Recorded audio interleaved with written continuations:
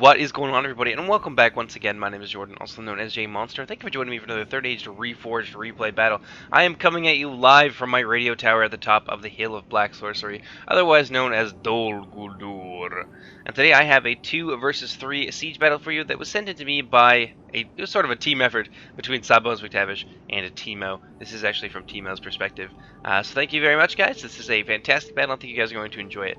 So let's go ahead and check out the attacking army compositions, and then we'll hop right into the battle. Well, we'll take the defenders as well. You know what I mean. So the first army we're going to look at is the Isengard force. There are 2 units of berserkers here, and this is being commanded by Amon Lanc. He's got 2 units of berserkers, 5 units of Uruk-hai infantry, 1 unit of the champions of the White Hand. You can see them sitting right here, chilling in the middle of the Uruk-hai infantry blob, keeping them company, keeping them safe and warm. He's got 3 units of Uruk-hai pikemen, 3 units of Uruk-hai crossbows, 1 catapult. And down here at the bottom of the hill, tucked safely inside of this unit of guards at the thing, you can see his general unit looking very stylish in his Romanesque armor with that really cool sideways crest. So the next army we're going to look at is the Kingdom of Arnor. This is being commanded by Timo himself. He's got 2 units of Dunedain Rangers, 1 unit of Steelbows, who's down here in this massive an army. it's hiding in there somewhere. He's also got 2 units of Dunedain Knights, 2 units of Arnor Pikes, a couple units of Dunedain Wardens. These are like they're heavy spears, and they've got 2 HP, so they're really good for kind of standing up to arrow fire or to other infantry for a prolonged period of time. He's also got 3 units of battle-ready Dunedain, a catapult, and I think he's got like 2 or 3 units of the Arthedain men-at-arms. He's got about 3 of them, I think. He's also got, I love this, he's also got a unit of hobbits for his general's bodyguard, and this is a really smart move on Timo's part because this allows him, because it is going to be primarily an infantry fight, he doesn't have to commit his general, so he can kind of skimp on his general's bodyguard a little bit, keep them out of the fight, and use that money elsewhere in his army. The third and final attacking force is Harad, being commanded by Recreus. He has 1 unit of dismounted serpent bodyguard, or serpent guard rather, which is serving as his general's bodyguard. He's got 2 units of Trollmen of Harad, 2 units of Castamir's Chosen, 1 unit of catapult, 4 units of Beliar footmen. These are like spearmen. They're kind of like the first wave. They're there to die, essentially. He's also got a unit of Abrazamni Narduzagar, which is a mouthful to say, let me tell you. He's also got a couple units of Hashari Shadows. You can't see them, but they are hiding, living up to their name as Shadows.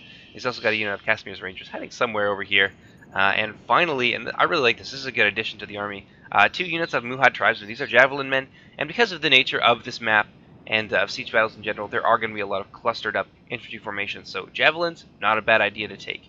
So let's go ahead and take a look at the defending forces. The first army we're going to look at is the Silvan Elves, being commanded by the classy Sawbones McTavish Esquire. He's got 2 units of Woodland Warriors, 4 units of Huron Ek. You can see the rest of them back here. He's got a unit of Silvan Forest Wardens. Yes, these guys are called. I'm not used to seeing them in battle, so I don't really know their name off by heart. And they're in here supporting this pike block from his ally. He's also got a couple units of Elder Royal Guard up on the line, or up on the wall, and he's got 1 unit of Elder Royal Council, which is pretty much the entirety of his archer force. And you'll see why that is in just a moment. He's also got 3 units of Harad Lanc swordsmen, very good, very powerful armor-piercing infantry. But over here, 3 units of Elder Pathfinders. Both of the allies have really gone ham on their cavalry wing, and it's a bit of a risky move, taking this much cavalry in a siege battle. I mean, I have recommended in the past that you take at least some cavalry, but 6 units total for the 2 armies, that's a huge investment. And it does take away from your infantry and archer pool, but it can pay off, especially on a map like this, where they're going to be charging right downhill into an enemy army. I mean, no one's going to see 6 units of cav coming until it's too late, and they're like, oh shit, and already pooping their pants.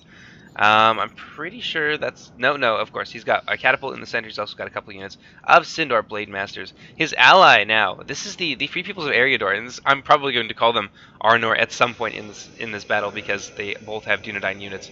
But he's got 2 units of battle-ready Dunedain, 2 units of dismounted Dunedain Knights. He's got a couple units of Merchant Militia in there as well to support that very heavily armored battle line. He's got 3 units of these Gatekeepers. They're in a really nice position, by the way. Once the enemy siege towers get to the wall, he's going to be able to just pummel them with these crossbows. And they're also pretty decent halberd infantry as well. He's got a couple units of Cardalin footmen, a couple units of Greenway guards, and up on the walls he's also got like 3 or 4 units. Yeah, 4 units of the Cardalin Royal Guard. The Sawbones McTavish and his ally, oh, I'm sorry, I've forgotten his name, Static Mango, have really not opted to defend the walls very heavily. It looks like most of these Cardalin Royal Guard forces are up here just mainly to activate the arrow tower so they can continue to put some attrition down on the enemy armies as they slowly move up the hill with their siege equipment. But yes, he's got 4 units of Cardinal Royal Guard, and his cavalry consists of 2 units of Knights of Inuinas. Very expensive, very powerful cavalry, as well as 1 unit of the mounted battle-ready Dunedain to top it all off. He's also got a catapult hanging out up there with his elites, and that's pretty much it. So let's go ahead and let's start the battle, because it does kick off with quite a bang. Look at this very brave cavalry force charging out the front gates, downhill right into Anamillan, and he's about to have a very bad day. It's going to be interesting to see how he responds to this, because that is a lot of cavalry, and mostly he's heavy infantry, and his pikes are way down the hill. So the cavalry won't be able to advance beyond a certain point, obviously, because there's this pike block keeping them in check, but he's got a lot of forces up here, and it's going to be tough for him to fight them off without any spear units. So this big charge going off, basically the entirety of the Stag Mangles Cav going into the front of the Uruk-hai infantry. Meanwhile, his ally Sawbones McTavish coming around on the flanks with his 3 units Pathfinders, got 2 on this side, 1 on this side. And it looks like they're getting in amongst the Berserkers, but this is not going to be a very easy fight for them, because I don't think they were able to get a really powerful charge off on these guys. You can see, yeah, these guys trying to get away from the Berserkers at this point. You can see a lot of them have died. Some crossbow fire now. Going into this flanking unit of Pathfinders is a very risky move with a lot of money being gambled on it, but look at this.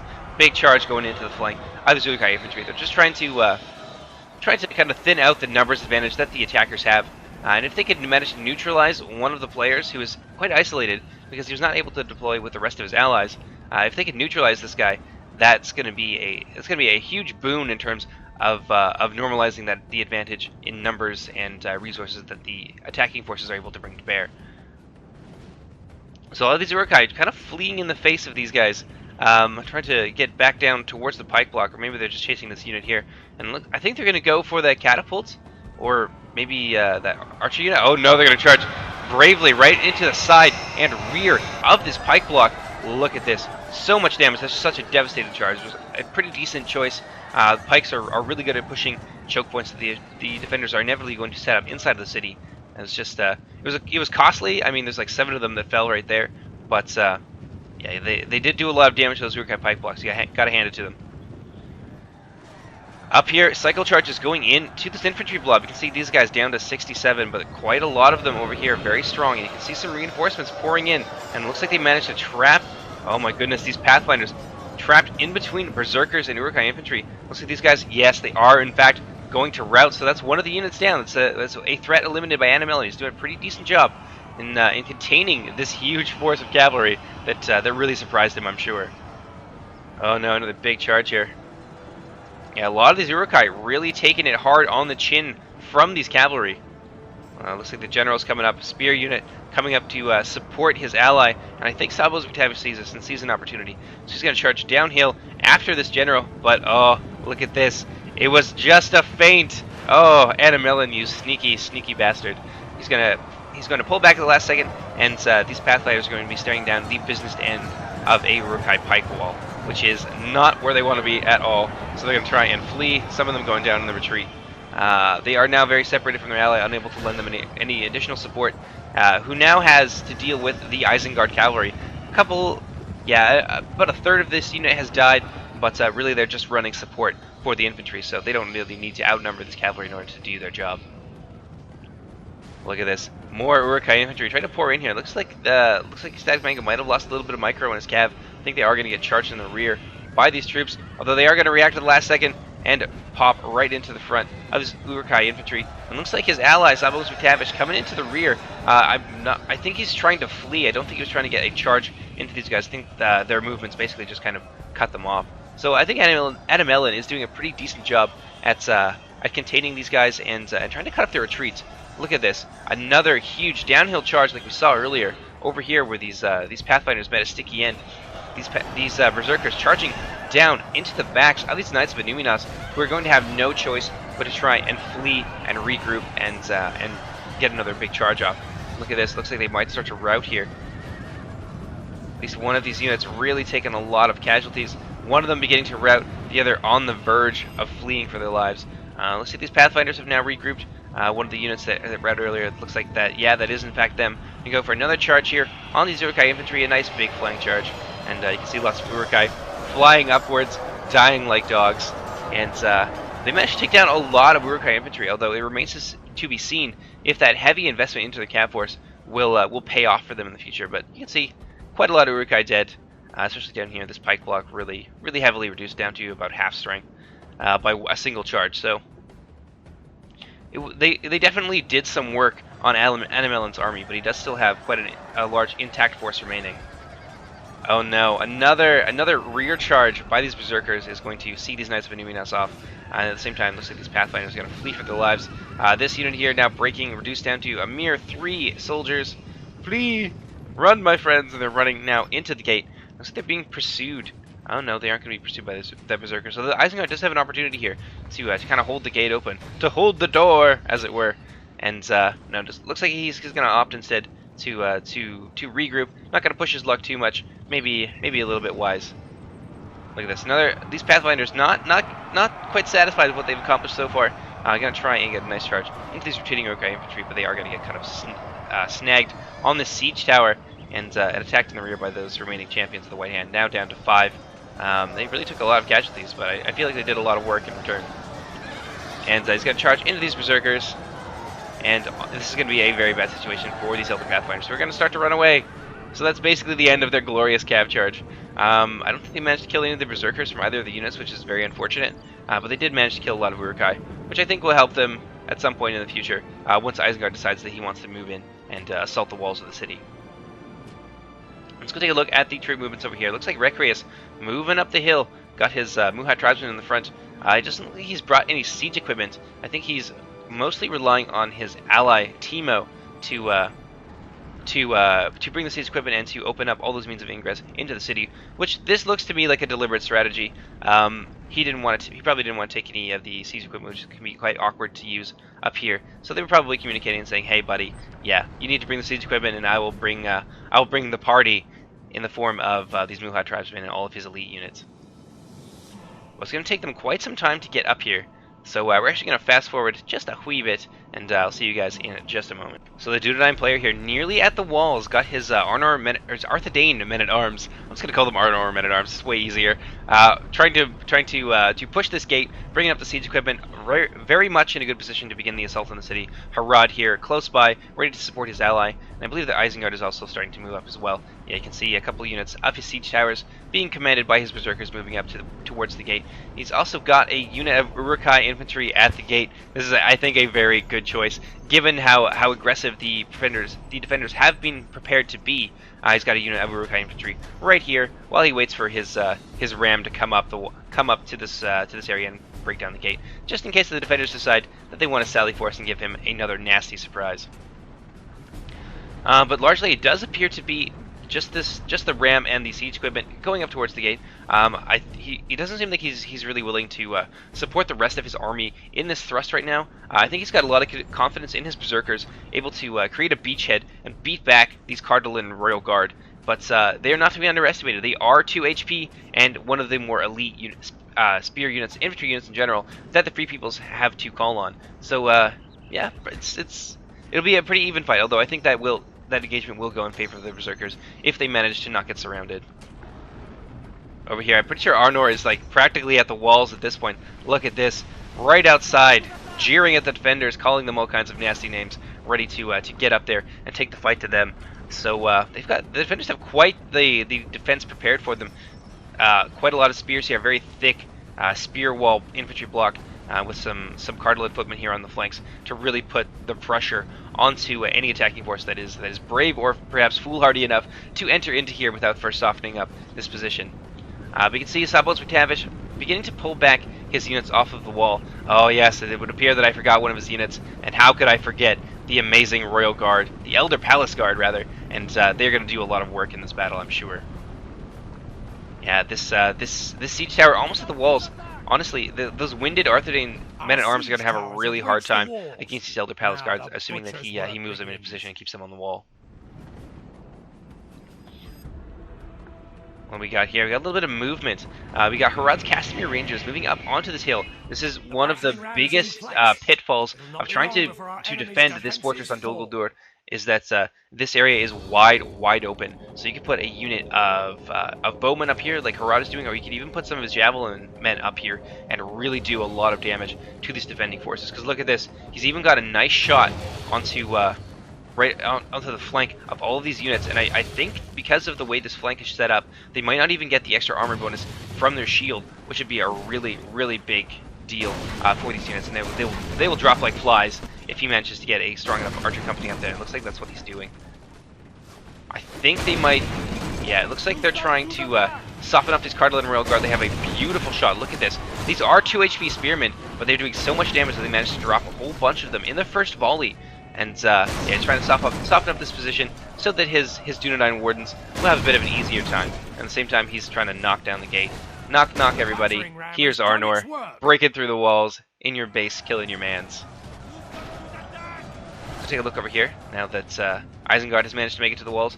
Yes, his berserkers climbing up the ladders, ready to jump into battle against these Cardolan Royal Guards. The Cardolan Royal Guard do have a couple advantages here over the Berserkers. Normally, I think this is a fight that the Berserkers would win very handily, but the Berserkers are going to be surrounded, and this Cardolan Royal Guard have a huge fatigue bonus over the Berserkers, who I believe are winded or tired at this point. Yeah, look at this. This is this spaghetti kind of string formation. It is going to allow them to concentrate and potentially push and easily break this formation, but once these guys get into the middle, these spear lines, you can see it already, they're going to start to converge and surround these berserkers. This is going to be really tough for them. They're already tired from pushing that siege equipment up a very steep hill, whereas the Cardolan Royal Guard are fresh. So this is going to be a tough engagement for these berserkers. Looks like Animal is trying to pull them out, not get them surrounded, and take out this weaker flank here, so that he only has to fight on one front. So I think that's a pretty good idea on his part. Over here, though, not so much luck. Defeat now certain for these berserkers.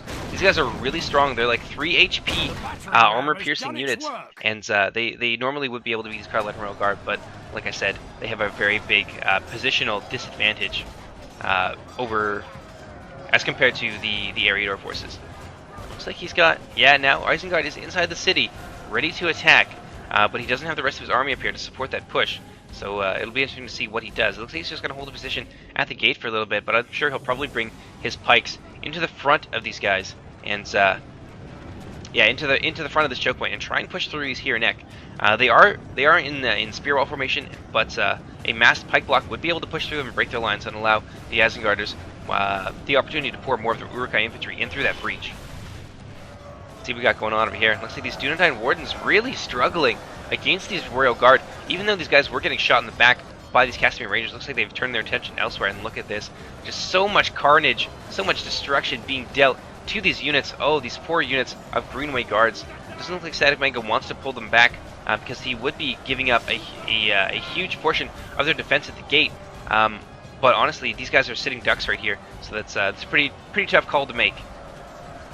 Yeah, these Cardolan, this position is really beginning to thin out. And so I think once that starts to happen, the defenders are going to be at a huge disadvantage because of how thin on the ground their infantry already is because of what they invested into their cav wing. But up here in the walls, things going really well. I mean, of course, the Elder Palace Guard just destroying these guys. Looks like they've already cut down the unit of Arthedain footmen, and now they are destroying the Beligar footmen.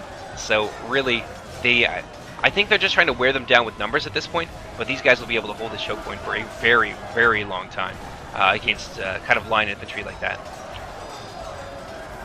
And looks like the Kingdom of Arnor, Timo, pouring some more troops into here to fight these Cardolan Royal Guard, who are warmed up, whereas basically everybody else here is tired or very tired, which I think is really lending itself nicely to the smaller defending force, being able to just lay the hurt on these guys. You can see these Dunedain wardens really heavily reduced, I think down to about half strength. And these Arthedain men-at-arms, I think, are really also going to struggle against these guys. I mean, look at this, 33 on the wall against 2 units, and it says the victory is almost certain. I mean, this little indicator is unreliable at the best of times, but I really think that the fatigue and the positioning here is really going to play against the attacking forces. And surprisingly, they're not using their catapult to kind of break down any of the walls. I know that some of these walls in Dol Guldur are destructible, others are not.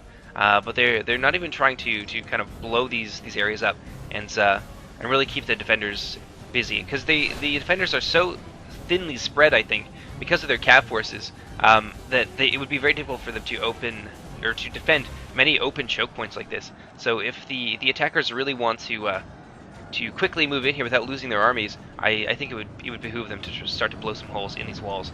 Looks like Isengard moving in a huge wave, like the entirety of his force now moving up into what looks like I think they might be moving simply into here, which I think would be a very big mistake. You don't want to just throw all of your troops into a single choke point like this, because it's very simple for a smaller defending force, like I was explaining earlier, to surround them. You want to probably use your siege towers to open up these extra means of ingress to try and push the defenders' resources to their maximum, spread them thin, and just be able to overwhelm them with your sheer numbers as an attacking force. Look at this. The remains of the cavalry now flying into battle here against this Isengard force, trying to hold the line. You can see the Isengarders, despite the fact that they are surrounded, their sheer numbers are allowing them to push through these very, very thin Silvan elf lines. I think Amon Lanc just trying to move, or to like run his troops through these guys, so that he can stop them once they've surrounded the enemies and really begin to put the hurt on these elves. Oh, look at this! Uruk-hai pikes coming in by huge number, but yeah, he's not taking advantage of a siege charge over here, which I think is a bit of a mistake. Look at this. Sawbones McTavish trying to put a little bit of hurt on the missile forces of the attackers up here. Looks like he managed to drive the Casimir's Rangers off the hill with heavy losses, but Timo is coming in with some reasonably fresh troops. He's got a couple units of Dunedain Rangers here, ready to begin to pummel this formation even further. And I mean, the defenders are having some successes, especially against Isengard, especially up on the walls here. But the front gate is really what they need to be able to hold. That's one of their major choke points, and it's really starting to look quite thin on the ground. Look at this. Oh my goodness, in our absence, almost the entirety of this unit has been just shattered by constant archer fire. You can see so many of these brave warriors have fallen without actually being able to do anything on the battlefield. Wisely, I think they are keeping a couple units down in here, because it does allow them to maintain a presence at the gate, but it also protects them from incoming archer fire. But you don't want to commit too much in there. I mean, they could move the rest of their forces and easily protect them, but obviously you don't want to commit too much. It looks like the Silvan Elves sallying out at the gate. Their light force wardens being backed up by their woodland warriors, taking a bite out of these Muhat tribesmen, who I think, from the looks of it, managed to get a nice volley off on those troops as they came in, and quite a lot of them fell to their javelins. Which, you know, maybe the forest wardens are the worst unit to take a javelin volley to the face. I mean, at least it's not like his Hiranak or something like that. Sorry about that, pardon me, had to clear my throat. And looks like Static Mango is, I think he's going to bring the rest of these troops out here, seeing now that really these guys have been held back for a fight at the gate, so he's probably going to use them for that before they're just completely destroyed by these troops. Though it looks like maybe he's just moving them so that they're facing these guys with their shields. These are some fairly non-elite line infantry, so maybe he's just going to use them to soak up arrow fire from Timo's troops. But I think it would be better to use these guys to attack these assist these forest wardens and the woodlands warriors. And hell, why not throw your Cardinal footmen in there as well? Let's go take a look at Isengard. Looks like they're kind of slowly managing to push themselves through this gate, but they have taken quite a lot of losses. If we look at the balance of power, that is a lot of their troops that have fallen. Yeah, more of the defenders have died, but honestly, there's a lot more of the attackers than there are of the defenders, so the percentages are a little bit misleading. And look at this, Isengard's flank now exposed to some very deadly counterfire by these Elder Royal Guard. You see them just pouring damage into this big blob of Uruk-hai troops. This is really proving, I think, to be a mistake for the Isengard player. But look at this. This is one little Uruk-hai running a commando mission on the back of the Elven lines. Oh, immediately getting swatted by one of these Royal Guard who was just having none of it. But he was just a tiny snowflake that begins an avalanche. You can see Anamillan running some of his Uruk-hai troops into here to try and disrupt these Elder Royal Guard. This is really just a disruption mission. These guys will not be able to beat the Royal Guard, although maybe they'll manage to inflict some light casualties on them before they rout. Look at this, a lot of them rushing in here. More and more just pouring in. And these Elder Royal Guard moving forward to actually surround this unit, which I think is a nice little tactical move on the part of Sawbones McTavish. Oh no, these Uruk-hai. Looks like there's some friendly fire, unfortunately, coming in here. A couple of those Elder Royal Council, or Elder Royal Guard. There's too many Royal Guard units with Elder as a prefix. But they are going to go down to friendly fire. These Uruk-hai units now breaking. Looks like Sawbones has pulled his Elder Palace Guard off of the walls, just as these Uruk-hai managed to break through, but there's not enough of them left at this point to really break through this Elven force, especially not with the reinforcements that they are receiving. So look at the carnage here. So much of this Uruk-hai force has died. Almost 40% of the defenders now have fallen in combat against the defenders. See some reinforcements coming in up here. They have managed to break this line, but because of these reinforcements and these Cardinal and Royal Guard who have managed to maintain a beachhead, there's more of them pouring down from the Gatehouse here, and some reinforcements in the form of the Elder Palace Guard and Superior Lang coming in, and they're going to take this blob on two sides. And really, I think this is going to be the last action that we see from the Isengard forces, because they are just being surrounded and cut down, really unable to kind of break out of the cordon that the Elven forces have set up for them, along with a little bit of support from his Eriador ally. So this is really bad for the Isengard player. It looks like some of his troops now pouring forward into the gate. Yeah, you can see the rest of those Greenway guards have now sallied forth and taking the fight to the Haradrim infantry. Looks like Recreus is actually going to commit one of his elite forces, the Abrazani Nardu Zagar, now coming into the fight against these Woodland warriors, and this pike block as well.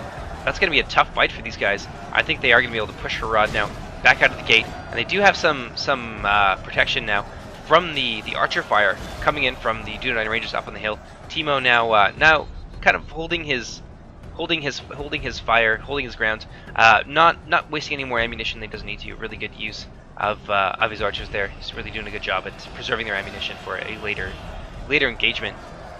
Look at this, these Cardinal and Royal Guard still up on the wall. Another unit of Bellegar footmen falling on top of here. You can see so many, like 5 of the defending unit, or the attacking units, have fallen just trying to take this one unit of Cardinal and Royal Guard, who really, these guys are the heroes of the battle. I mean, look at this. Look at this. They have support from the archers over there, from the gate wardens, really doing a good job at defending the gate, living up to their name. But damn, these guys are heroes. Looks like the Haradrim beginning to pull back. The Abrazanim Nardu Zagar, having taken some really light casualties. These guys now going to retreat back into the gate, as you can see. Some of the Casimir's Rangers now putting some fire into these guys. I think there's another unit down here. Yeah, the Hashari Shadows taking some light casualties, but largely they are very healthy. Now driving back these defending units with volleys of arrows.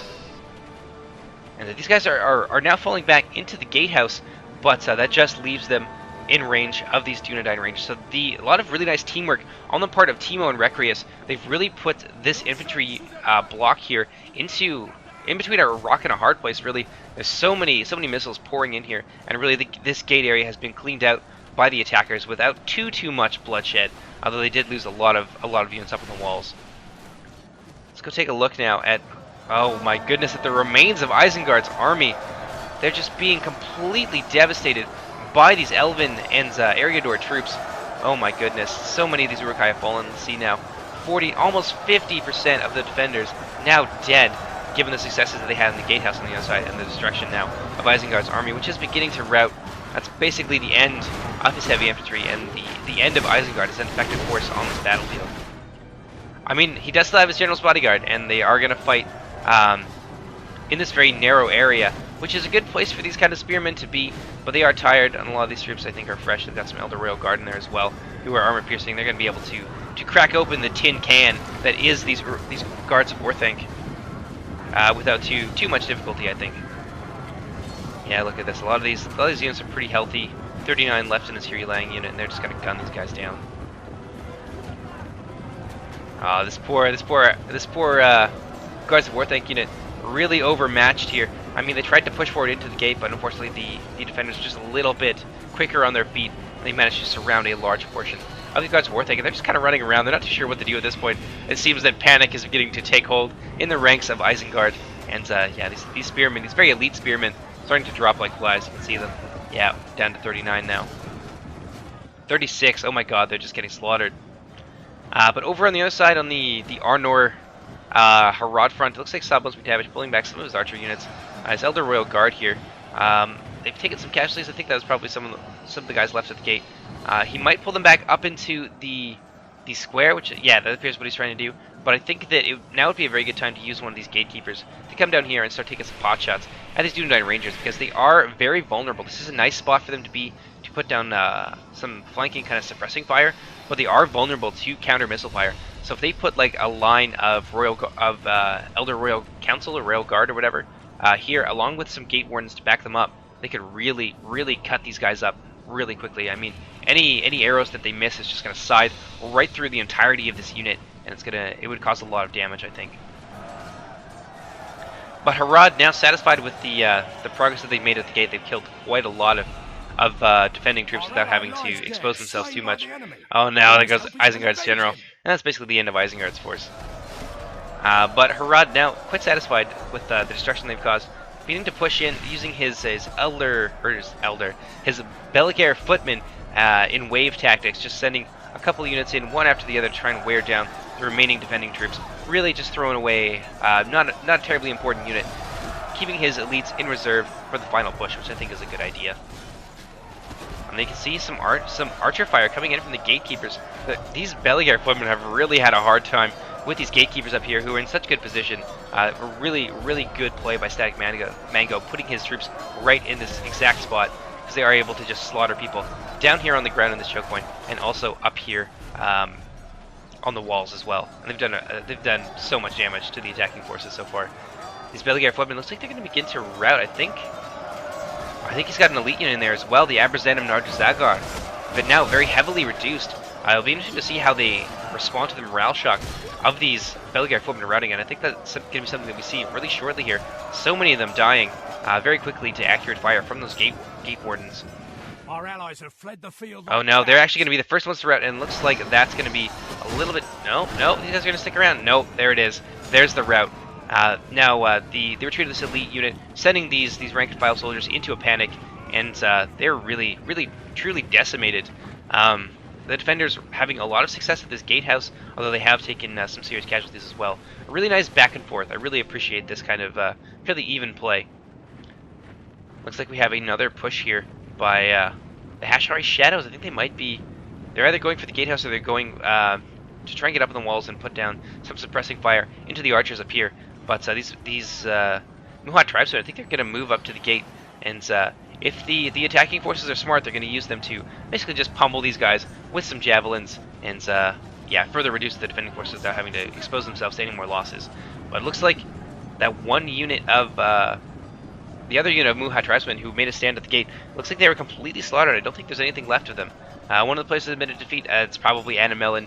Nobody else really has any cause to give up at this point. Looks like the Elven player bringing in some reinforcements to the gate, although it does expose them. Yeah, look at this. To a lot of arrow fire. These Elder Royal Guard taking a lot of damage from those Dunedain Rangers, who are just doing such a good job at suppressing the defending forces. You know, the defenders really don't seem to have an answer to them right now. I think that they could easily overwhelm these Rangers with some volleys from a couple units of gatekeepers, but they seem quite happy to sit right here and to pour fire into these Hashari Shadows. And they are doing a great job of keeping this area locked down, so there is that kind of benefit. And I think we've got his fourth and final unit of Beligar footmen coming in here to support these Hashari Shadows up on the wall. These Hiri Lang and these Elder Royal Guard getting stuck in, and it seems like the Dunedain player is kind of hesitant, I suppose, to use any ammunition shooting these units here, because he's probably rightly concerned that he would hit a lot of his allies' forces and do the defender's job for them, essentially. Or he may also be saving them for later in the battle. It's if you can be the player that ends up with a lot of missiles at the end of battle in Medieval 2, you can really make a huge difference and turn a losing situation into a winning one. Yeah, these defending forces really pushing hard against these Hashari Shadows. It says that victory is certain, but honestly I think that's going to start to turn around really quickly. The Hashari are very good in melee. They do have 2 HP, but they are quite lightly armored, and most of their defense values really seem to come from their melee defense, so they're going to be very vulnerable to missile fire, even with that 2 HP. You can see a lot of missile fire coming in here from those crossbowmen. Oh, so many of these Beligar footmen. Look at that. Look at the destruction that is causing to them. Like 25 of them going down in very, very short order. Even more now because of the fire from the defenders. What are these Dunedain doing? They're just kind of sitting there, just holding their ground. They are now fresh again, so they're ready to go. They're ready for a prolonged battle. But this is really the only front that the attackers have open at this point. I think it would be very easy for them to come into this gatehouse and even flank these troops. He could take these Hashari shadows off the wall or use them as infantry to just come in here and get in behind them. But of course that will expose his forces to these crossbowmen, so that is a bit of a risk. But it would help them kind of maintain pressure on this front and continue to push the defenders to their limits. Look at this, these Hashari shadows using the distraction being provided by their brothers over here on this side, trying to put a little bit of fire into these here and neck, thinning out this important spear unit. It's going to be really needed for holding this final choke point that moves up this ramp into the town square. I don't think Sawbones has quite seen what these Hashari are about, so they are going to take a little bit of casualties from those Hashari shadows. It looks like the Dunedain now opening fire. Most of his allies' forces have been depleted at this point, so there's really not a whole lot of danger in firing into these exposed Royal Guard, Hiri Lang, and Cardolan Royal Guard. Yeah, these other Royal Guard now down to a meager 14, so this is an important archer unit, which I think still had a fair amount of ammunition, having a really hard time up on the wall, very exposed to a lot of this archer fire. And these Hashari shadows not wanting to give up this front, I suppose, are now going to charge into battle. I think they feel like they have a really good chance of pushing these guys off the wall. But again, more of that crossbow fire coming into the flank. Look at this. These Hashari shadows having such a hard time. This is a really difficult spot for any of their infantry to be in. And I think the unit count of troops that have died up here is now something like 8 or 9 troops. Like literally a half stack of soldiers have died just trying to take this gatehouse. So the defenders have really shown their worth. Really putting up a stout defense at this gatehouse. And it looks like now the Dunedain players begin to move himself into position so they can begin the final assault. You can see all of his army coming up. Looks like they're moving up to the flanks here. They might use the siege towers that were set up by Anna Melon to push in through the gate, but they will certainly use the breach of the gate that was created by their Isengard ally and move into this circle and begin to settle in for the final push. And at the same time, it seems that Harad is moving up a lot of his infantry as well. You can see his trollmen of Harad, both units of them moving up. I think he's only got the 2 units. These might just be really... Yeah, this is probably just 1 unit just really spread out. He's also moving up his catapult at the same time, which is this is a great position for a catapult. Oh my goodness. Look at all this. Look at all these defending troops that are all bunched up. I mean, they have no choice but to be, because they have to be here to defend themselves. But this is a very juicy, tempting target for a catapult unit. Assuming that they can manage to keep themselves alive, these gatekeepers have really shown themselves to be great at picking their targets. So if that catapult exposes itself to their fire, they could lose like half the unit in just a matter of volleys. Look at this. We got some Muhat tribesmen coming up here. Looks like they're kind of pushing into melee. I'm not too sure what he's doing with these guys. I mean, these guys have pretty much still full ammo, and they are kind of in a position to be shot down by those crossbowmen up on the wall. And looks like, yeah, I guess they're just attacking. No, I think they might be winding up for a volley. Oh my goodness. Oh my goodness, look at this. You're gonna see a nice volley from those Muhat tribesmen. Yeah, here it comes. That's gonna really hurt those gatekeepers and these Hiri Lang as well. These are important units, and they're really exposed to that javelin fire. Oh my goodness, a lot of these gatekeepers going down. Look at this. You can see a lot of these units have begun to fall. Oh my goodness. Yeah, very exposed to that javelin fire. That's actually quite a clever move. I think they're basically going to use the entirety of that unit's payload to take down some of these gatekeepers who have caused them so many problems so far. Those Muhat tribesmen now out of ammunition can continue to push against. Oh no! Look at that. Having done their job, I guess they're gonna try and like flee off the wall through the siege tower. So they're just like, yeah, peace out, see you later, guys. And just like jumping to the top of this tower. Yeah, we're done. See you later. Really didn't take too many casualties. Maybe like 20. Not even 20.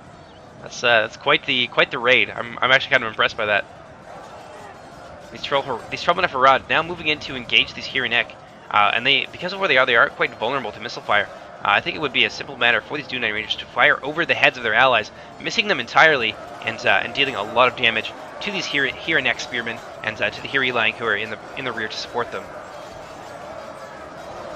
What do we got down here? It looks like Sawbones McTavish didn't want to give up the gate so easily, left a unit of his Hirinek spearmen down here, and they're now engaged in combat with these Casimir's Rangers. This is an elite unit, but they were quite heavily reduced from the Silvan Elves archer fire from earlier. And I think the Harad player might just be using them as a distraction, essentially to pin this unit down and prevent them from rejoining their brothers in the town square. This Muhad tribesman just kind of hanging out here. I think we're going to see more from them later in the battle. Pretty good use of his javelin men. But it doesn't look like the Harad player really wants to move in at this point. He's still got a lot of his forces just kind of hanging out here on the other side of the gatehouse. But I think what he is doing is waiting for his Arnor ally to completely move into the city and get his forces set up and ready for the big push that we're going to see into the town square. I wonder where their catapult is. I wonder if they've already brought it in. Oh yeah, there it is. Ever so slowly, ponderously moving up the side of this hill. There's Timo's catapult unit, and this is really big. The fact that these guys have conserved the catapults for this long, I think was a deliberate choice on their part. So instead of blowing holes in the walls, what they wanted to do is push into the choke point area and save it for blowing holes in the defender's final defense, which is not a bad idea. There are benefits to it, definitely. Although I think they probably could have used a little bit of ammunition to blow some holes in the wall. But hey, they're inside the city now, so it doesn't really matter. And quite healthy looking armies too. I mean, Timo really hasn't put a lot of troops into the battle yet. He's been very wise in keeping a lot of his troops back and healthy in preparation for this final assault, which we're going to see here in just a few moments. These battle-ready Dunedain ready to get a nice charge into these Hiri Lang. I think this is the last Hiri Lang unit that Sawbones has available to him. All of the others having fallen in combat with the attacking forces. Look at this. This Dunedain commander giving the order, the charge going off into these Hiri Lang. Or the casual walk, I suppose, into these Hiri Lang. Much less exciting, but still. These units here now being flanked by the Arnor army. This is pretty tough for the defenders. They are very bow-shaped here. And this is going to allow them to kind of just be pressed by a whole bunch of units on multiple sides, whereas really the only units the defenders can bring to bear is just a couple of troops, whereas the attackers can like station multiple units at various points along this line and really push hard against the defenders. Yeah, defeat now almost a certainty for these Hiri Lang. They really need some support, and it looks like they're starting to pull back. But oh my goodness, look at this. They wanted help, and now they're going to get it. The Sindar Blade Masters now coming into the fray, and there's no missile units that can really threaten these guys at this point. I think most of Harad's missiles died up here on the walls, and Arnor doesn't really have anything within range to shoot these guys without exposing himself to the fire of the gatekeeper. So this is a good time to commit these Sindar Blade Masters. Going to be able to do a lot of work before attrition starts to set in, and they begin to be driven back. Take a look. Let's take a look at this glorious combat for a moment. Soak it all in. Appreciate it. These Hiri Lang fighting hard against these battle-ready Dunedain. It's not a fight that they will easily win, but they do have the downhill advantage essentially, and they are fighting against. I think these guys are a little bit tired, whereas these guys are fresh. So yeah, these battle-ready Dunedain have taken quite a lot of casualties, more than you would have expected, fighting a unit of Hiri Lang that they managed to flank. But yeah, these Hiri Lang doing a great job at holding this former elven settlement for their commander. Now look at this, how the tables have turned. Defeat now, it said just a moment ago, it was a distinct possibility. I think oh look at this, some range support coming in. Silvan is moving up the catapult, and they're going to start to try and pick some holes in these enemy lines. Now the Arnor pikemen in this battle really starting to push these troops back, but they are very vulnerable to missiles. So if the defenders start to turn their crossbows on these guys, and I believe that the Silvan also have a couple of units of archers as well. Yeah, they've still got some Royal Council, and they've still got a really healthy unit of Elder Royal Guard. Once they start to turn their sights on these pikemen, they're going to start to completely destroy them very, very quickly. Oh my goodness. Oh my goodness. Oh, taking a bite out of these from the Harad as they come in through the gatehouse, not able to reform and push through quickly enough. Because look at this. These Hiranek holding them in position. Really, really good job on the part of a very, very opportunistic play on the part of Sawbones McTavish. I like it. It's very good. Oh no, the Muhad tribesmen have taken some casualties from something. I'm not too sure what. But they are now moving in. What remains of that unit? I think we're going to see some javelin volleys here in a second. But look at this. The arrow storm raining death down on these Arnor pikemen. So many of them falling. Oh my goodness, look at that. That was a huge volley. And we're going to see another one here. You can see some of the fire from the Silvan Elves up on that flank there. Coming in. Oh my goodness. Look at this. These Arnor pikemen truly fighting in the shade. Taking so many casualties. Oh my goodness. So effective. A lot of these pikemen are really going down quickly in battle. The defenders are doing a great job, I think, at using the resources that they have available to them. Oh, another big flank shot going off here, basically missing the defending forces entirely and just scything through these Arnor pikemen. Oh my goodness, but look at this. Timo's brought up his catapult. He's starting to see some counter-artillery fire, taking out a whole bunch of the Sindarin Blade Masters, like a handful of them. Look at that. A lot of really important elite units going down very quickly there, and you don't want to lose them to artillery fire. That's just sad. Yeah, Timo repositioning for another attack. Looks like maybe he's trying to, oh my goodness, run away. This catapult here, so lucky, clearly blessed by Eru, having not gone down in that fireball, which basically went right through it. Silvan's doing a pretty good job, I think, of scaring these guys off. So now their Sindarin Blade Masters are kind of free and away from the harassment that these catapult units can put down. Looks like Harad is bringing their catapult unit at the same time, so some nice coordination on the part of the remaining attacking forces. As soon as he moves these guys in and their attention is drawn elsewhere, he's bringing up his catapult to try and get another pot shot. And looks like Timo managed to destroy one of the Elven catapults as well. That's a pretty big victory for the attacking forces. Looks like the Silvan's winding up. Wait for it. Wait for it. Oh, managing to take down that catapult. So nice. Oh, wow. Taking out some of the catapult crew as well. This Harad unit really suffering. I think are they down by 2 catapults already? I think they might be. I only see the one. Oh, never mind. The second one is right here. I'm stupid.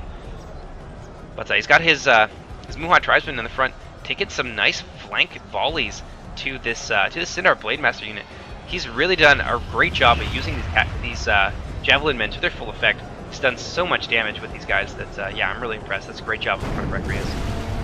Oh no, that catapult shot just kind of chipping a little bit more off the Sindarin Blade Master's unit. These guys are very strong, but they are very low numbers. You don't want to lose them to artillery fire like that.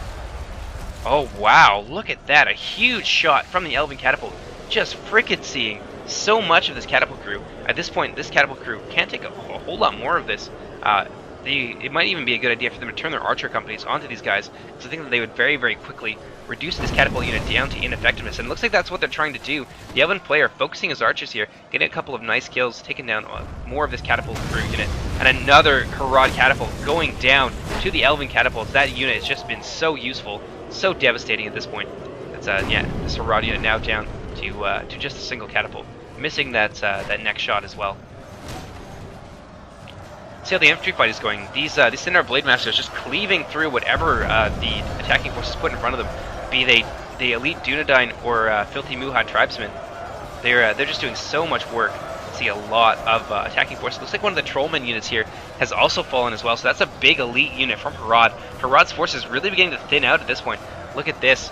The Dunedain Knights, both units I think of the dismounted Dunedain coming in here. The defenders feeling very confident now that he managed to suppress the Haradrim catapult. But look at this. Timo being very sneaky, bringing in his catapult while they're distracted, trying to take down his allies' catapult. Really nice coordination, bringing this unit in here, and I think he's going to try and shoot at those Dunedain Knights. There's going to be a giant... Oh my goodness, look at that. The Haradrim firing at them now, too. Oh, wait for it. The volley is coming. Oh, a huge shot here. The last Silvan Elf catapult going down. Timo's catapult doing so much work. Doesn't look like they're firing or they're ready to fire yet. Now these Dunedain Knights see the problem. Oh my goodness! A shot from that Haradrim catapult, getting revenge for earlier, and another shot coming in from Timo, just tearing the heart out of these Dunedain units. These are such elite, very important units. Look at this. This one down now to 38 out of like 63 or something, which was their original count. Oh my goodness. Really, really devastating, suppressing fire from the attacking forces. Holy crap. Yeah, they're really gonna press the advantage now. More of these Arnor pikemen coming in, but oh my goodness, we're gonna see a repeat of what happened last time. Another arrow rain coming in from those gate guards. I think they're going after the catapult crew of Timo. Yeah, he definitely wants some revenge for what just happened, because this was horrible. This was so devastating for the defenders. Oh, look at this. Nice volley into this huge chunk of troops. These Arnor pikemen are really taking a lot of damage. Really being countered hard by the defenders with their crossbows. Here comes another one. Another big volley. Scything through these guys. I think they are still trying to get down this artillery crew. If this keeps up, wow, look at this. I mean, they did a lot of damage to those units, but their catapult crew has taken a lot of damage in return. Now down to a mere 11 units. Now down to 10. these catapults really can't take too much more. Timo's been very aggressive so far and very sneaky with that catapult, but it does leave it exposed, so I don't think he's going to be able to afford too many more maneuvers like that, especially not his Harad either, who's down to a mere 12 and only a single catapult. But it looks like Recrius has thrown some more of his heavy infantry into the fray here. A lot of those pikemen really got destroyed, so the attackers looking very thin on the ground. But those crossbows beginning to fire into these trollmen, but the defenders pouring more and more of their troops into the battle and really keeping up a nice amount of pressure on the defending troops. Did I say defenders twice right there? The attackers obviously are attacking the defenders. Excuse my stupidity. It looks like, oh no, these gatekeepers now out of ammunition.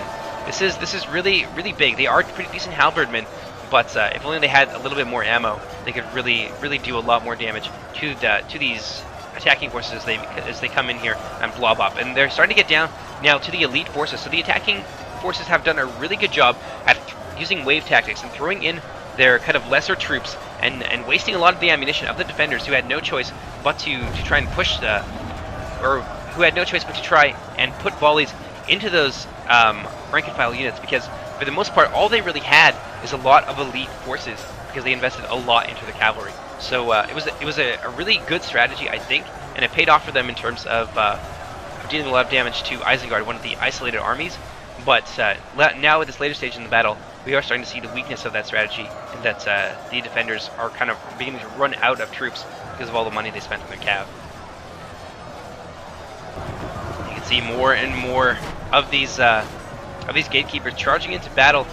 They're really trying to kind of make up for the amount of troops that the defenders don't have, but they're going to have a hard time, I think, fighting these elite units. These Trollmen of Harad are really strong.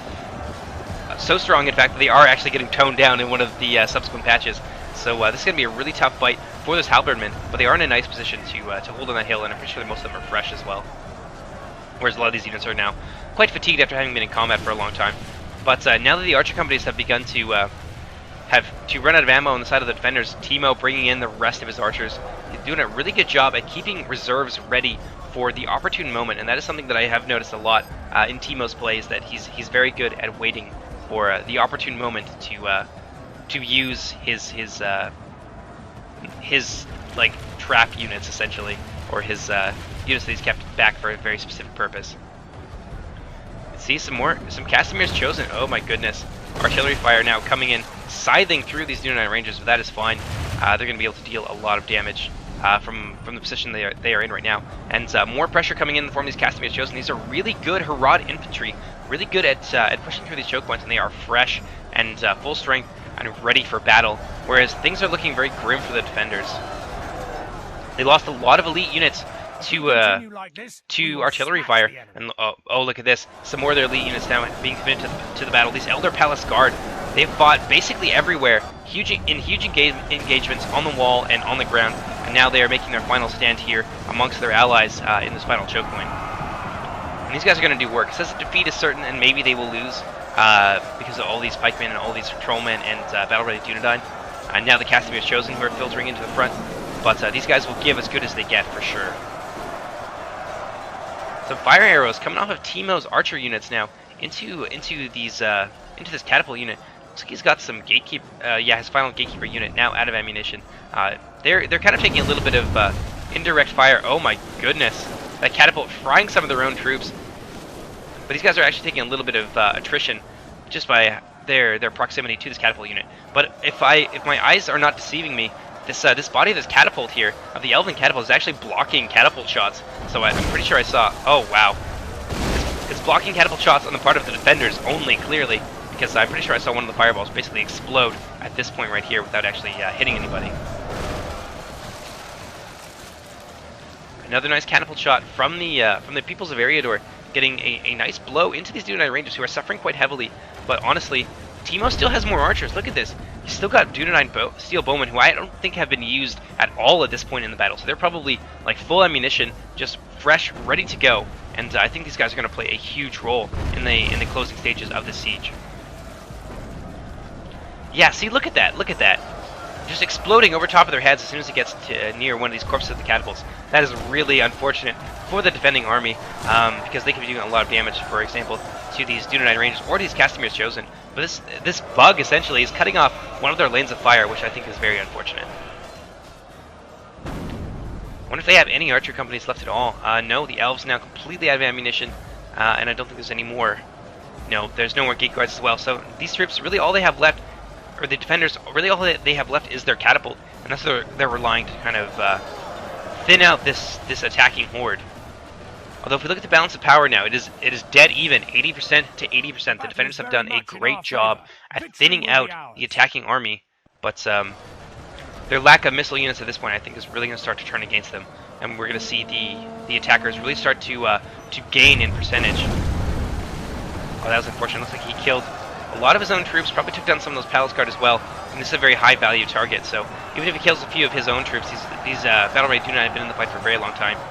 Now heavily reduced, so it's definitely worth it if he's going to take out the Elder Palace Guard, because that's a huge blow to the defenders right there. So these Dunedain Rangers, they might be out of ammunition, now charging into battle, trying to fill out this line, because the attacker is really starting to thin out here. Look at this, even the Castamir's Chosen, I mean, they are now in the battle, but it says the defeat is certain for them, which is unusual for this unit of heavy infantry, who are very elite. And these 12 men of Harad now down to 31. These gatekeepers, I bet you that they're going to have like hundreds upon hundreds of kills at the end of this battle, because despite the fact that they are archers, they're holding up surprisingly well. I mean, I don't see these guys in battles too often, but it seems they are very able halberdmen, very able to hold the line, even against elite troops like this, assuming that they are positioned correctly. So many reserves, though, on the part of the attackers. Look at this. A lot of Arthedain men-at-arms. Looks like there's 3 units here, along with some Castamir's Chosen, and the Harad General Bodyguard unit, the Serpent Guard, still in the fight. And I think that, yeah, there's still some Dunedain Knights as well. Full health, full strength units. And, look at this. Some more Wardens as well. There's just so many attacking forces left that I really don't think the defenders can do this. And look at this. The Dunedain Steel Bowmen are somewhere. I'm not too sure where they are. Ah, here they are. Look at this. Timo being really smart with his positioning, using the defenders' ramparts against them, getting his Dunedain Steel Bowmen up onto this wall to give the defenders a little bit of a taste of their own medicine. That is basically a strategy that the defenders have been employing the entire time against the attackers, and they did it to great effect. I mean, look at all the bodies over there on that far wall above the gatehouse. But now the shoe is on the other foot, and these Dunedain Steel Bowmen have basically free reign to fire into these gatekeepers and to thin out this halberd line that's giving the attackers such trouble. It looks like they're choosing their targets a little bit differently, taking a bite of these Elder Royal Council, who are a very elite unit. They're also very good in melee, and I think they are also armor piercing with those big, heavy two-handed swords of theirs.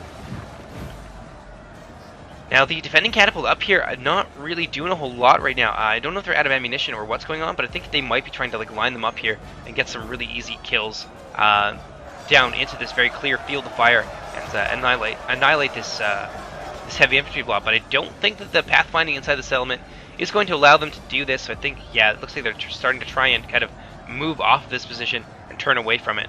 Now, the Elves forming up very disciplined ranks here for a final charge to support these gatekeepers. It says the balance forces is still evenly matched. These guys are doing such a good job at holding the line, but unfortunately these guys aren't getting into the fray fast enough, and they are going to take some more casualties from the Dunedain Steel Bowmen. It looks like, nope, they might be deciding not to. Oh, never mind, they're going to rush right into the battle. These Elder Royal Council, backed up by the Elder Royal Guard, going to do a lot of work against these Castamir's Chosen.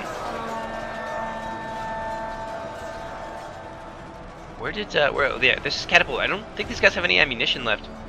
They aren't really able to, or they may have ammunition, but they aren't really able to get a nice, clear, clean shot into these troops. Look at that, another bolt exploding overhead that might have gone right down into this unit of Arthedain men-at-arms here to help thin out the reserves. That's really unfortunate. I mean, it's medieval too. It is like a 12-year-old game. You are going to get bugs like this, but the fact that happened to come up right now at the critical moment really sucks for the defenders. I feel for them a lot. Look at this.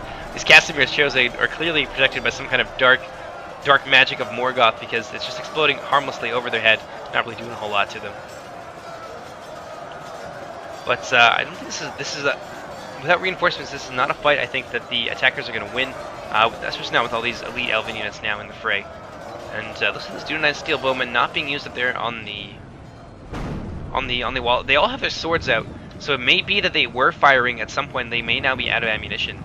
He could be just saving them for a rainy day. You can see he's got a lot of reserves here, and he has yet to employ, including his hobbits. Look at this, the general and these hobbits. These are like the despots of the world of Middle Earth, commanding this army and destroying the free peoples of Eriador.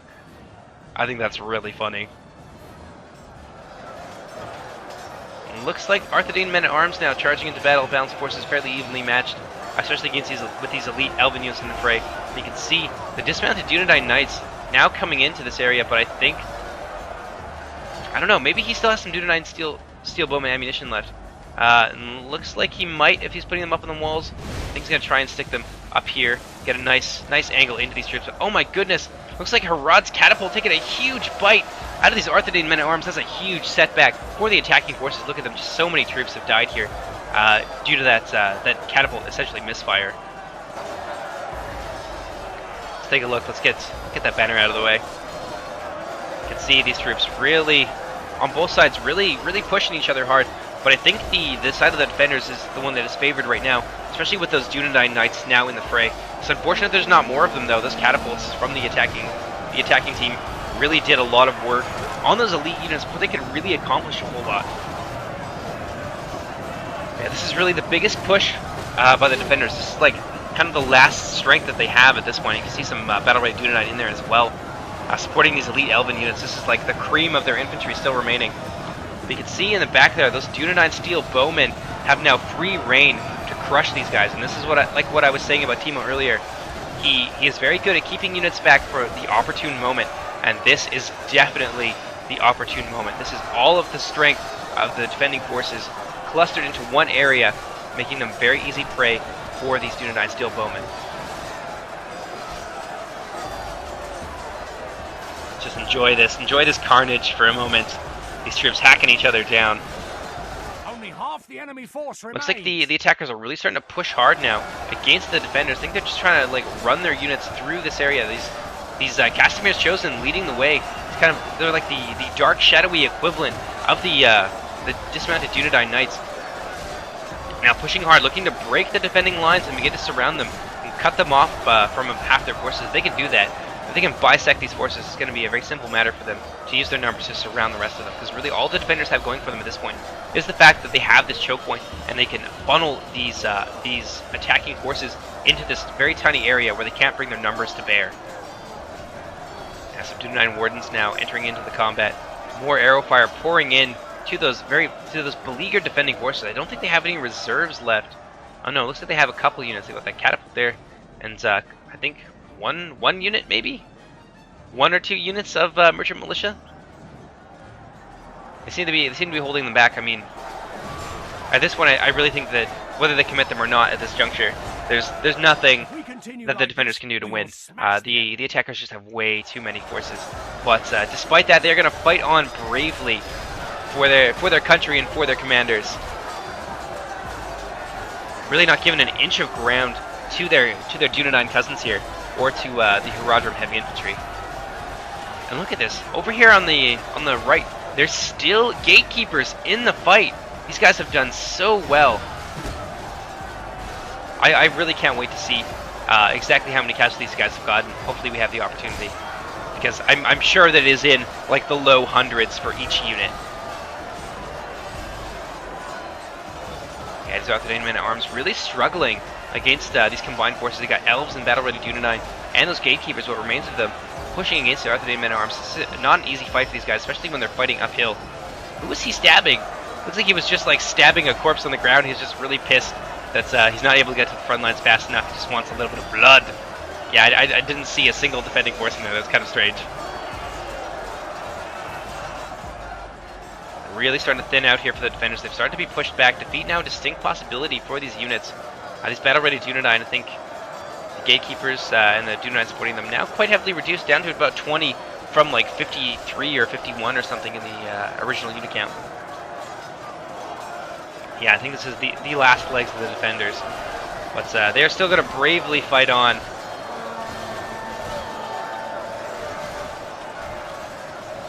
they've done so much work though, and they've really started to thin the attackers out again.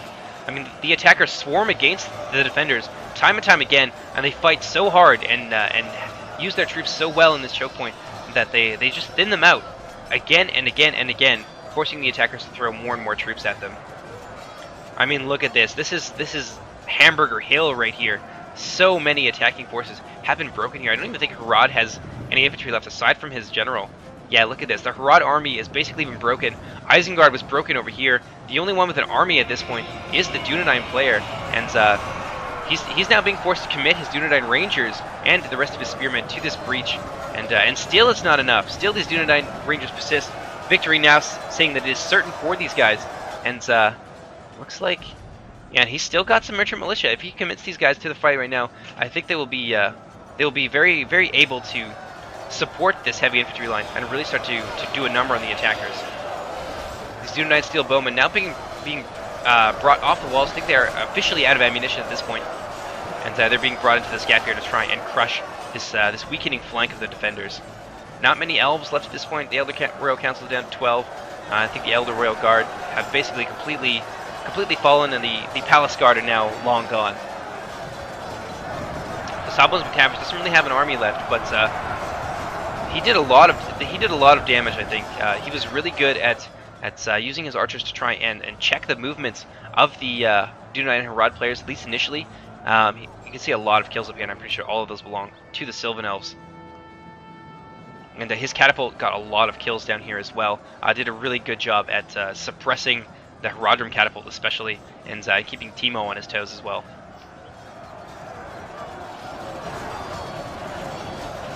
Look at this. Victory still says it's certain, despite these numbers, despite the Dunedain steel bowmen. Look at this. These guys really just doing work. These battle-ready Dunedain cutting down people left and right. Oh my goodness, I spoke too soon. Look, there is still a single Elder Palace Guardsman in the fight, taking the battle to the attackers for the Woodland Realm.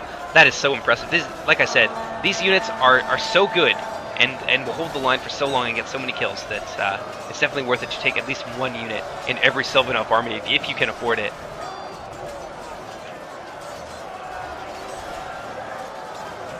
Yeah, defeat certain now for these fresh Dunedain Wardens. It's really tough for the attackers. I don't know. Maybe the defenders can do this.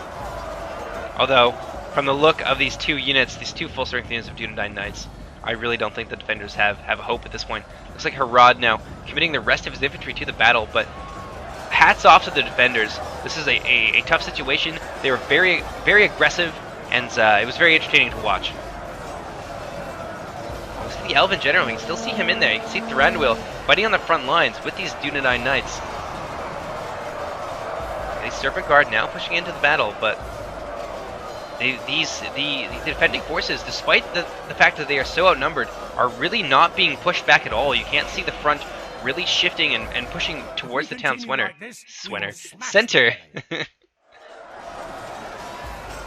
And these merchant militia now in the battle, supporting the Dunedain Knights against their fallen Dunedain cousins who have allied themselves with Harad and Isengard. Yeah, victory now apparently certain. I can't even tell who's who anymore. I'm pretty sure these are Dunedain steel bowmen fighting against the Knights and the battle-ready Dunedain, but it's hard to tell. There's still a troll man of Harad in there. Oh man, getting a nice kill on that battle-ready Dunedain. I think that final Elder Palace Guardman has fallen somewhere in this mix, somewhere in this terrible graveyard. Look at that. Yeah, the defenders really being pressed hard at the moment. The attackers pushing forward all of their strength, throwing more and more troops into the battle, and it looks like, yeah, if you can look on here. Oh, ignore the Steam notification. That's my bad. I should have turned that off. But you can see these dismounted Dunedain Knights, fresh and full strength, now being committed to the battle. They're going to do so well against these now failing defending forces who are tired and have fought so hard. But honestly, there's just not enough of them left at this point. So I think we're gonna go ahead and we're gonna speed it up just a little bit. And you can see the defenders being slowly pushed back. Victory will be ours. These merchant militia still pretty healthy, but honestly they're not up to the task of fighting all of these elite units, all of these Dunedain units. Although it says victory is certain. I mean, that's crazy. Look how fast the balance of power in these engagement ships. Looks like the Serpent Guard have kind of got themselves a little bit overextended. About half the unit seems charged into the heart of the enemy army. Now they're getting themselves cut down very quickly. Smash the enemy. Yeah, look at that. The Serpent Guard have really taken a lot of casualties. Taking about 12 of them dead now in the space of maybe about 5-10 minutes. The Merchant Militia going toe-to-toe with the Serpent Guard. Really starting to be pushed back. There's still some Dunedain Knights in there, and still some battle-ready Dunedain. And from the looks of it, still some Gatekeepers. They still got about 4 men in the unit. And they're going to do work on these Serpent Guard. Look at that. You can see them just poking the flanks of these elite Harad units. Doing a lot of damage to them. But on this flank, they're really starting to be driven back. They don't have enough of the really good heavy units left to hold this. So the attackers are going to be able to drive them back and begin to slowly surround this formation and really squeeze them. And yeah, this is the final stand of the defenders.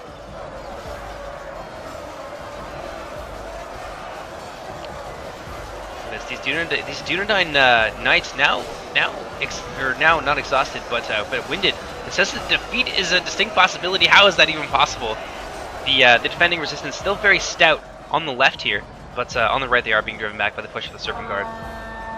If only they had like maybe 1 or 2 more units, I really think that they could hold on to this choke point and possibly even defeat the attacking armies. But I think it's a foregone conclusion that the defenders have lost this battle. But they have done so well. Look at this, 92 to 95%. This is a really close siege battle. The last of the Gatekeepers being slowly driven back, still at 4. Still at 4 after all of this time. They've done so. I think this is really like the killing power of the Eriador army, to be honest. A lot of his infantry fell early in the battle to a lot of archer fire. His Dunedain Knights took a lot of damage from incoming artillery as well. But these Gatekeepers really making up for that. Really making up for those setbacks and doing a lot of damage. Ally lies dead, slain by the enemy. We must help his men avenge him. I'm not sure who that was. I think that might have been the Elven General, though. The Serpent Guard now down to 29. That's like 2/3 of the unit that have been wiped out by the defending forces.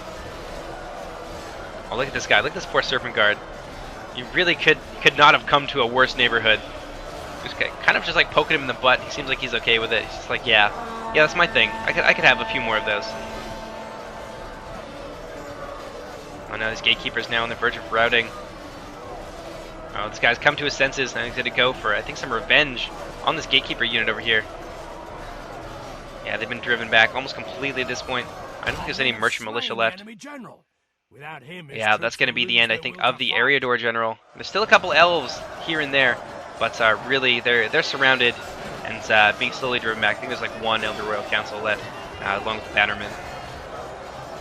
Oh no, the Elven General's still in the fight. It was one of the attacking generals who fell, and then one of the defending generals. Oh, I see what happened. Yeah, Thranduil taking on a couple of these Dunedain Knights. Look at this. Kind of being stun-locked, though. Not a whole lot that he can do when he's so outnumbered like this. Let's see if he manages to get any more kills, though. That'd be kind of epic. Oh no, he's surrounded now on all sides by the Dunedain Knights. I really don't think that he's going to have a chance to get any of them. Come on, Thranduil, you can do it. Just 1 good strike. That's all it's going to take. I managed to get a wound on that Dunedain Knight. That's pretty impressive. And there he goes, unfortunately. Just too many of them, and not enough of the defenders left at this point to really make a difference. So they're going to start to push this catapult crew, who is really all they have left in the city at this point. But let's take a look. Let's just take stock of the damage that the defenders managed to do to this attacking army. Just look at this. Complete destruction. A lot of death over here by the gate. A lot of these are the defending forces, but there's also quite a lot of the attackers who fell here as well. Up here on the wall. Goodness. All of this. That's like literally half a stack of attacking forces there that died trying to kill 1 unit of Cardolan Royal Guard. Another massacre at the gate. Pretty even on both sides. And then, of course, there was the affair with Isengard, which saw the end of his army with fairly light casualties on the part of the defenders. Let's move over here. Let's watch the final stand of this catapult crew. speed it up just a little bit. I don't think they managed to kill any of the attacking Dunedain forces, and no, they probably wouldn't. Oh no, no! One of them has fallen in battle to the catapult crew. This Dunedain knight viciously finishing off the banner bearer, and that's basically the end of these forces. But honestly, it was the end of the attacking armies as well. You can see Harad really down to 28 men at this point. It could have been we that were slain and defeated on the and field. most of the Dunedain army perished in the assault as well. He still got a fairly hardened elite corps, but yeah, it was a very, very good battle, and there you have it. Timo doing a lot of damage to the defenders. Recrius getting the most kills for anybody, that is pretty awesome. I think a lot of that had to do with how well he used his javelin men and his archers as well. He was the first up on top of the hill to start harassing the defending defense on the inside of the gate, which is really good, really aggressive play on his part. Sawbones McTavish, 2,200 kills. I think I'm not sure how that happened, but very, very well done. I think a lot of it had to do with how well he used his archers. Stag Mango getting an equally impressive amount of kills. I think a lot of that came from his really expert use of his crossbowmen. So that was a really good battle. I hope you guys enjoyed it. And up next, you're going to be seeing some probably some For Honor. I may even do some Darkest Dungeon because I have been experimenting with that game and it is so much fun. But you will be seeing some multiplayer stuff coming up soon as well. I have a whole bunch more replays. So yeah, hope you guys enjoyed, and I'll see you later. Take care, everybody. Bye bye.